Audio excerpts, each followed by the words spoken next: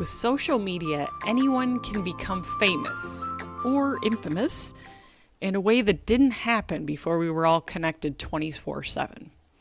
When social media came out, we learned about folks who have a filter between their brain and their mouth or their keyboard, and those who do not have a filter.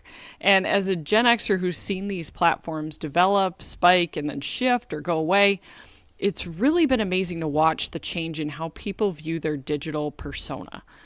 I remember the days when AOL came out and we all got to hear the screech of the sound on the phone and someone yelling upstairs to get out of the chat room so that they could actually use the telephone in the house. That is how old I am. You were buying minutes or you were getting CDs in the mail and you had a specific amount of time you could spend online. Yeah, I'm that old. But this new revolution and evolution around social really had me thinking, what is the future going to look like for this? Hey, I'm Katie Ostrico, your host for Curious KDO. And in this podcast, I'm going to dive deep into some of the random thoughts I have around social media, around the evolution of social media, around how people are thinking about it as a part of their life. My thoughts are usually as random as I am. And if you're like me and you're curious about 1,000 different things, hit subscribe and I'd love to connect with you. With the social evolution, it's really been a learning curve. I mean, how much do you share versus how much do you keep private? And everybody has a different lens on how they view that. What do you want the world to know versus what do you want your friends to know versus what do you want just a select group to know? And understanding that whatever goes on up there, whatever you put out is going to live forever. I mean, you technically cannot delete anything from the internet. There are people that will find it. So whatever you're putting is almost like this permanent stamp or this digital tattoo of what you're thinking at the time. And what we're seeing is these folks are crafting personas that are real, or in a lot of cases, they're made up. And it's like living in a reality-based TV world or jumping into some kind of fantasy of something that doesn't really exist, or a person that you aren't really, synced up with who you actually are in real life. And what you're finding is that people are finding fame with a group of people that may or may not be good folks, because they like the feeling of being loved digitally online. They're tracking likes and shares and comments. They're relishing in this positive feedback that they're getting. They're also fretting and having stress about all this negative interaction. And to me, that just sounds exhausting. So when I think about this, I pulled up a little bit of data because I was curious, how much is social or digital interacting people's lives today? So the average person spends about 3 hours a day on social media.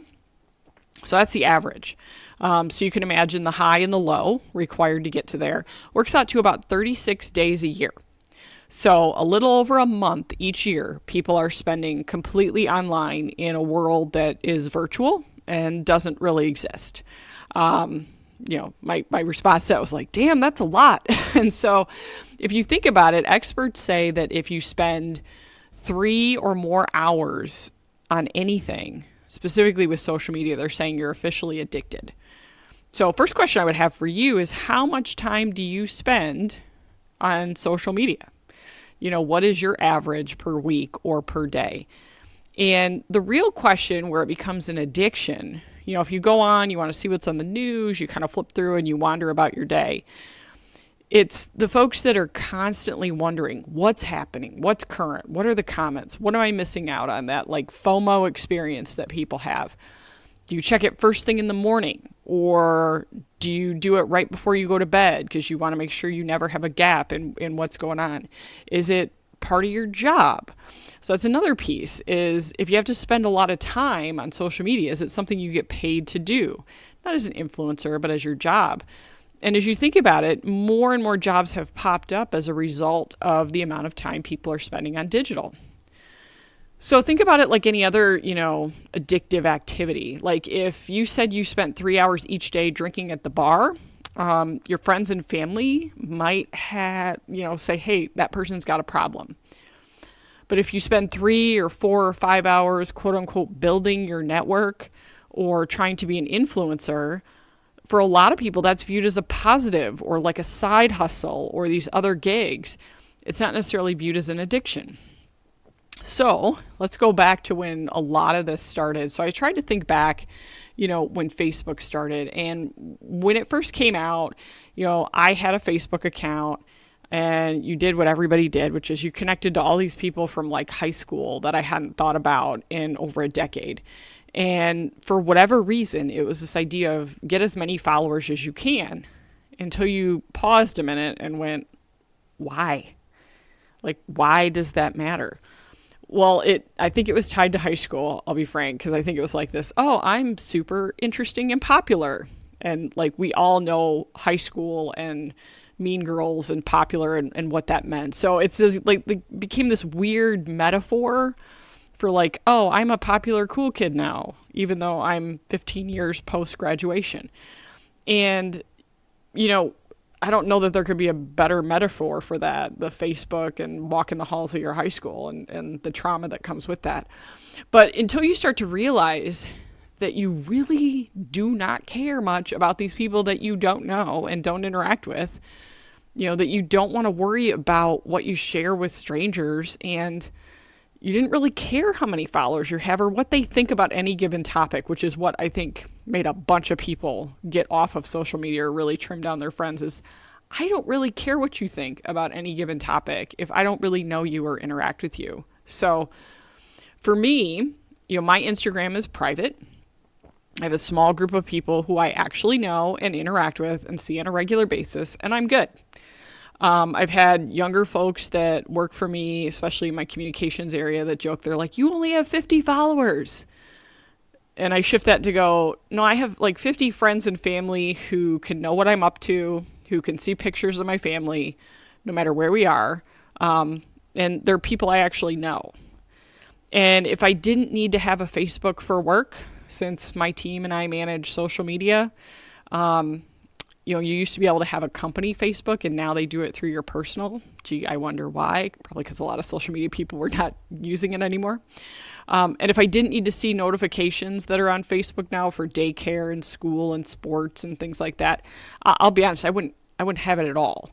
But that's not typical. There's so many of my generation and other generations where Facebook, because of the things that it's advanced and grown into, it's become this thing that is everywhere. So I think one of the challenges that happen, with people is they started to view followers as friends. There used to be this break between who are my friends and who are people that are just interested in what I'm doing.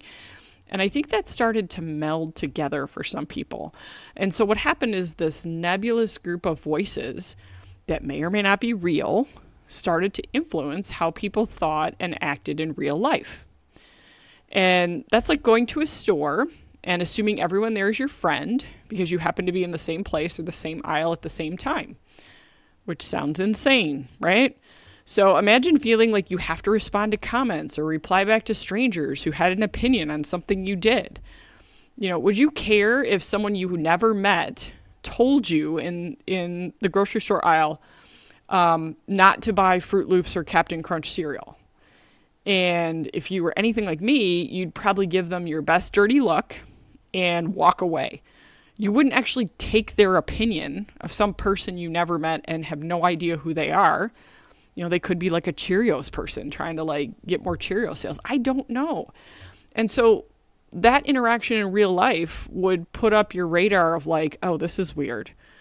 But in digital world, people will comment and do the same thing. And you're like, oh, I have to respond. I have to defend my opinion. I have to, take into consideration what they said. And it's like, no, you don't. And so chances are in real life, you'd nod or grunt or walk away or tell them to mind their own business. But in social, we let strangers tell us what they think all the time and feel like their comment has worth to it when it might have none. And if it's somebody you don't know, why do you care what they think? And so this feeling and the weight of some people now to have to post or comment to your audience because you believe that what they say is as important as the person you're hanging out with on the couch in real life. And to me, that's just insanity on the face of it. Influencers, you'll see it. They're faces are glued to their devices. They measure their worth in the number of posts and try to create a world of followers devoted to them, until those followers move on to the next person. And it becomes this all-consuming drive to get strangers to care. Something I'm guessing most of us would never actually do in real life. Every place you go to, you're not going to want every single person in there to care about what you think. And so these people put more and more of their personal thoughts into the public space. And we wonder why there's more tension and disagreements and division and depression. It's really easy to be anonymous and say terrible things. It's really easy to find things that trigger people to get likes and clicks. And in doing that, we've lost the ability to really have dialogue and conversation and debate. Debate is not a 4-letter word. Debate just means I come with the facts that I have and the experiences I have, and you do the same. And we talk through those with the hope of finding the places where they overlap, learning things we didn't know before. And if you think about social media, that is not how that is influencing our society. So I wanted to share this with you because I think as a parent, this is something else to think about. And I know a lot of my friends are really rethinking about their kids and their digital footprint and their experience. So 65% of the people in the U.S. say that social media has a negative effect, get this, on our country, communities, friends, family, and children. So more than half of the people in this country think it's bad. And yet so many are spending hour after hour locked in, sharing, commenting, finding a community, no matter how weird it is or how unique it is or whatever it looks like, just to feel connected. Social media can make people feel depressed, anxious, bullied, or compare their real life to a carefully curated one of people you do not know. It used to be keeping up with the Joneses, right? The neighbors next to you who got a new car, and you never knew what was going on inside of their house when they had that new car in the driveway.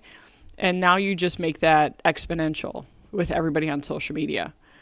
One of the things that's come out is that kids who used to be bullied at school, you could go home and have a safe environment. And now that follows you home.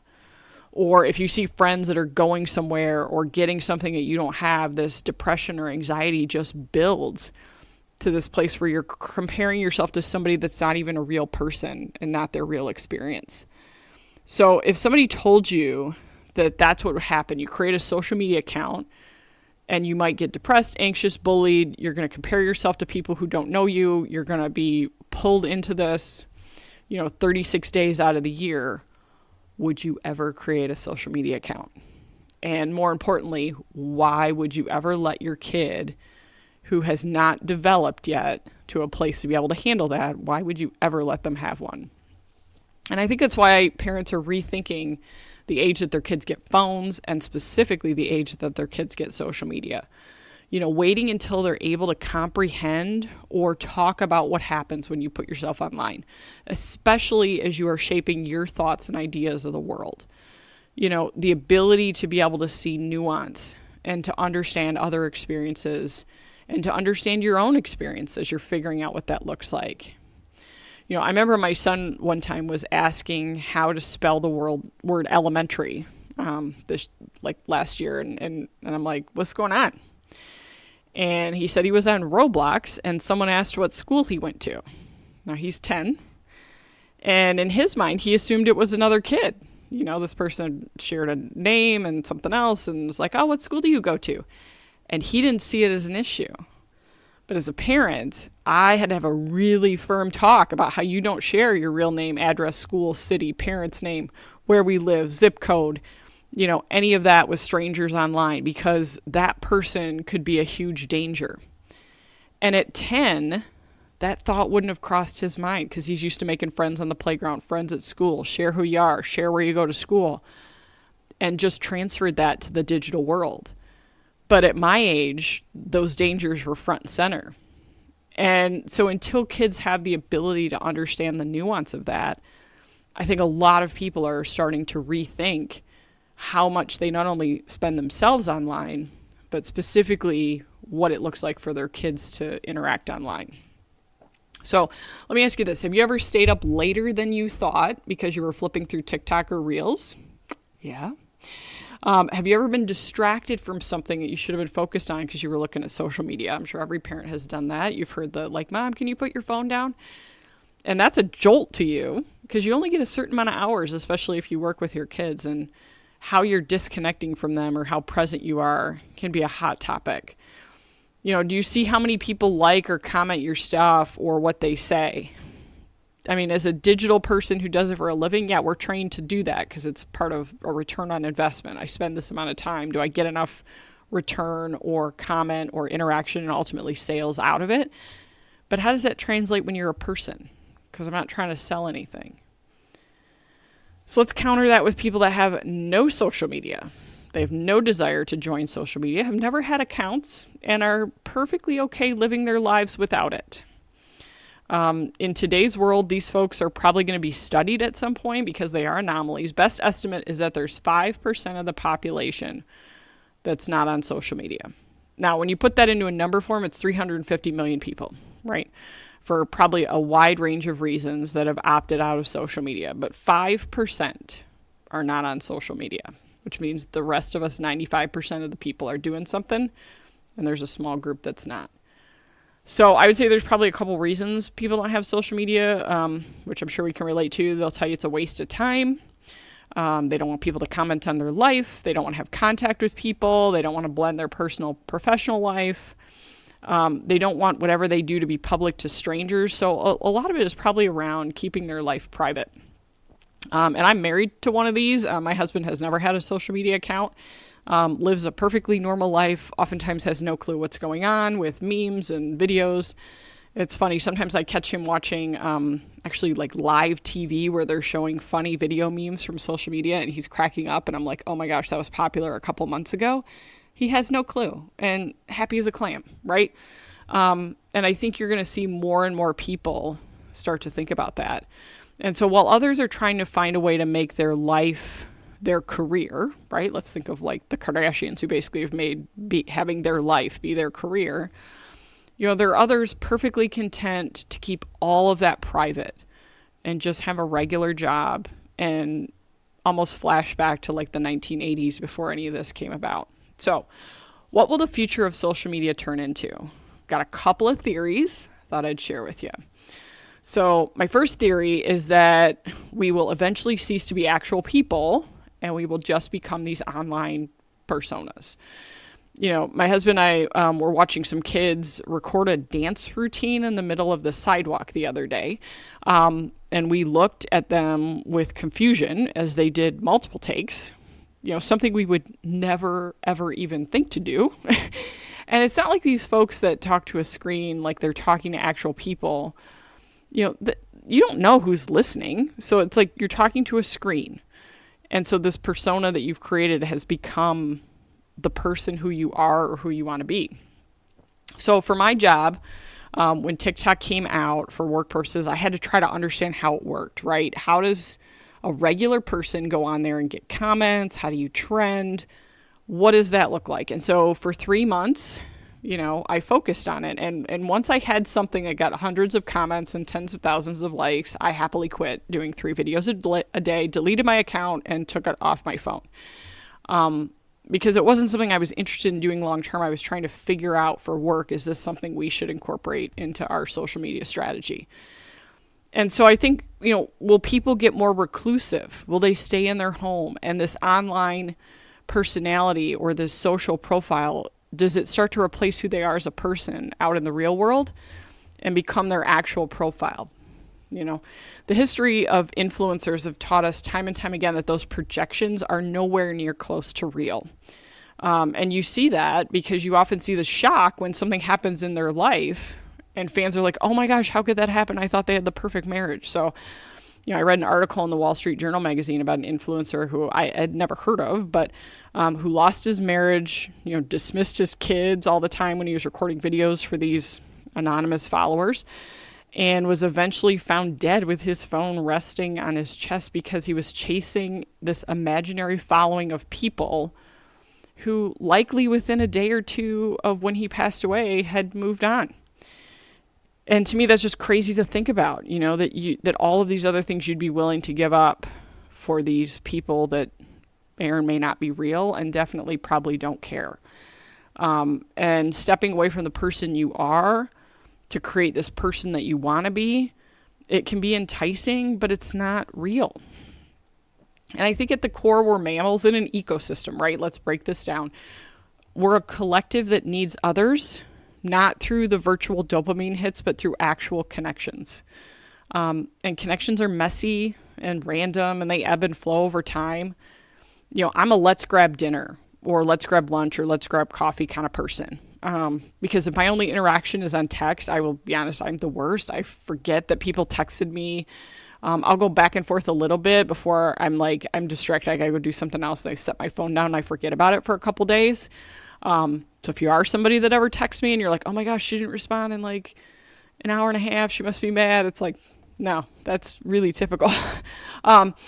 But I will happily do dinner and sit down across from you for 3 or 4 hours and wrestle stuff out. And that's super fun for me. And that's where I make connections. And so I can only imagine the exhaustion of trying to be a real person and the fake person you've created online. And if we continue down this path, I think we'll see a group of people who will thrive out in the world.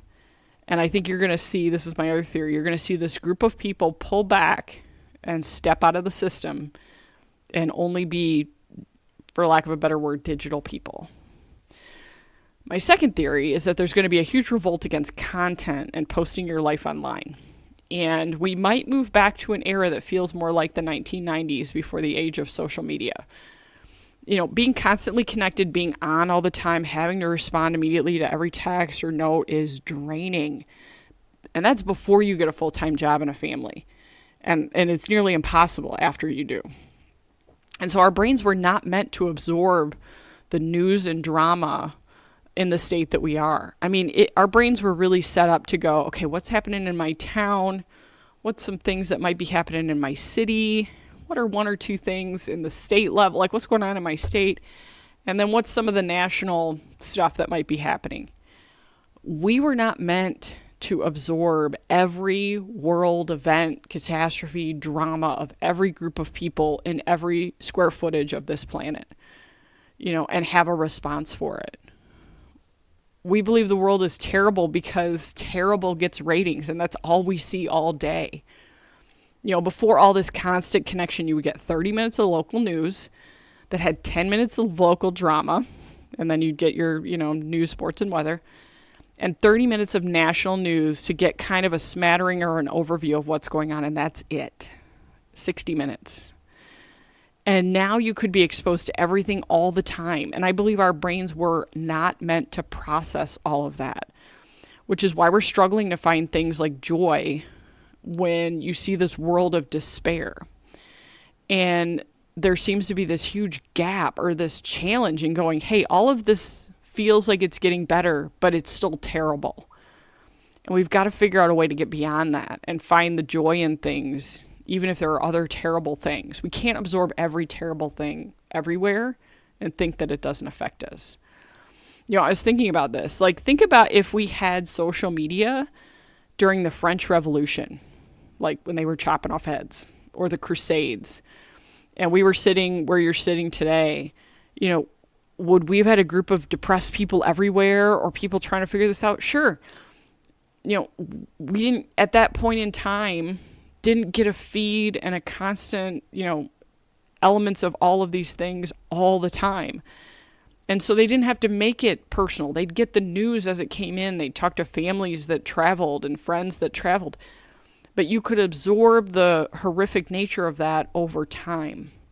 And it wasn't something that you had to deal with every day, all day. And so I think about that, like people who posted daily or multiple times a day to share their thoughts to the world. Are they going to continue to pull back? Are they posting less and less? Because the mental load of being online and living out loud is not all it's cracked up to be. And if people start putting out less content, in certain situations, it's great to know what's going on in the world, and it democratizes things in a way that it never had before. But in doing that, we've set up societies that are not capable of handling all of that kind of information. And what you learn about people and you see the rabbit holes that they wander down, a lot of times it's not a good thing. They're looking for meaning and answers where there might not be any. And they're finding things that aren't true or aren't real to try to understand what that looks like. And so the question I have about all of this is, will younger people know how to form relationships, build lasting relationships with a partner without technology to augment it? Do they know what goes into building something like a lasting marriage? And, to kind of quote Michelle Obama, it's not amazing 100% of the time. It's not Instagram Reels ready 100% of the time. But if you find your person, it will be the best thing you do in life, hands down. Without role models to show you what that looks like, with Gen Z, so me being kind of the last generation of the pre-tech generation, we're now in our 40s and 50s. No one in their teens, I get it, will listen to us. This is the old days. No, you meet everybody online or through all of these different platforms and you swipe to the right or you choose people. But I hope they do listen, because I can't imagine having connections with people that I've never talked to or met and only interacted via text and think that there's some kind of deep emotional connection there. My brain can't get there. I don't understand the menu of online dating. It's like trying to buy a car. You're looking at features and benefits, and you're not getting to know the person who may think you're amazing, and you think they're amazing. So what if they're 5'10" and they're not 6'3"? It seems insane to me that people are putting these features and benefits together and then knocking people out who could be amazing partners for them. When my husband and I started, his job, we were making $30,000 a year when we got married. So I didn't have a 6'3" and I didn't have somebody making $200,000 a year. Guess what? We built something together. We've built those different pieces together. That's a true story. When you think about a real friend or a significant other without that personal connection, if you don't know how to really connect with somebody without your phone, it's something that's going to take practice. And it'll be interesting for me to watch how this younger group that's so digitally connected, that think they have so many options, do they pass up on people because they don't meet some crazy feature benefit list that they could build a life together? And for my husband and I, we'll be celebrating 25 years of being married this year. And we've made all of the things. We've worked. I've not worked. We've had a family. We've moved. We bought things. We vacationed together. We built a life together. And it really came down to the fact that when we first met doing dishes in college, we just like hanging out with each other. And we liked the other person. And we wanted to do things to make the other person happy. And it was as simple as that. All right, the final theory I have as to what I think will happen with all of this digital and social, with TikTok specifically, is that you'll see the next new platform rise up and it'll replace another platform. Any of these platforms that think oh, I've got it, nobody's ever going to displace me. Okay, MySpace, AOL, Facebook, Instagram, Snapchat, Twitter, TikTok, they all come in with different levels of adoption. They stay and then they fade out. And it's usually when the quote unquote old people start using it and pollute all the content that people move on to something else. And so, these companies are smart. Purposeful designs hook people and keep them focused, and having them spend hours without realizing it, right? That's really the key. Are you on there a lot? Can I sell advertising? Mm-hmm. And if it continues, I think there's going to be a split between embracers and revolters. So you'll always have people that'll jump on any new platform and check it out and test it out. That's just part of life. And then you'll have others that think it is too much and will eventually make everything private and limit the spending of time, and it'll get less and less and less on there. And the interesting thing is you've got industries and jobs that built up around these platforms. Businesses, people, influencers, celebrities.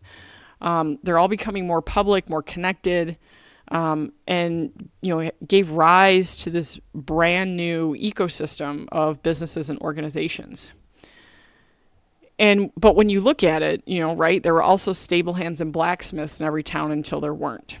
And so things move in and out, like fashion, trends, styles, and I don't think social media is any different. So what is today will likely not be the future. And so for these companies, staying ahead of it is the game. If I came to you with something and said, this new item will require you to share your most personal thoughts with everyone on earth, and the more time you spend on it, the more you'll be addicted, you'll feel worse about yourself and others, and you'll start to pull away from relationships and people until you are all alone with anonymous people telling you what they think about you, would you ever sign up for that? So in 2024, my goal is to spend less time on social media. It's to be more connected with the people around me and find new connections in person and together. It's to think about what I post, and is that helping or hurting? Is it something I'm doing out of obligation, or is it part of my job? And if I'm not using a platform, I'll get it off of my phone. I'll get it off of my devices. So what is your social media goal for 2024? And what do you think the future of social media will be for the human race? I'm curious to know what your thoughts are. So connect with me at curious_KDO@gmail.com or on Instagram. And feel free to comment and share. And if there are other topics you might be interested in, I'd love to know what they are.